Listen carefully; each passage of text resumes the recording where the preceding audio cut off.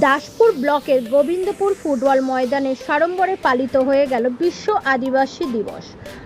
আয়োজনে all India আদিবাসী হো সমাজ, দাসপুর ব্লক মানকি মোডা কমিটি ও ভারত জাকাত মাঝি পারগানা মহল দাসপুর 1 নম্বর ও 2 নম্বর মূলক কমিটি।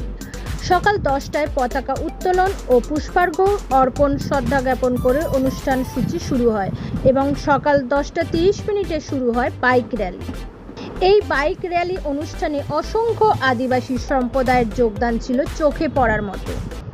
আদিবাসীদের দাবি না মানলে আগামী দিনে বৃহত্তর আন্দোলনের হুঁশিয়ারি দিল আদিবাসী নেতৃত্ব। আজ আমরা আদিবাসী দিবস পালন করছি।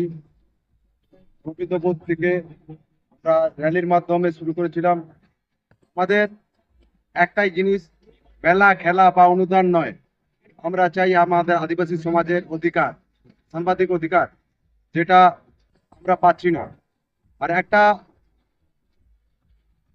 হুঁশিয়ারি এখনো দিয়ে যাচ্ছি, আমরা যে ভিডিও থেকে বা প্রধান থেকে সমস্ত জায়গায় ডেপুটেশন দিয়েছি, এই আমাদের দাসপুর ব্লকের ভূমিহীন যারা আবাস পায়নি, রাস্তাঘাটের অসুবিধা, পথপাতির অসুবিধা, সেগুলো যদি আমরা উন্নয়ন না দেখি, আগামী বিধানসভা 2026 বিধানসভা, সে বিধানসভার আমরা আদিবাসী সমাজ থেকে বয়কট করব এবং আগামী দিনে বৃহত্তর আন্দোলনে নামবো।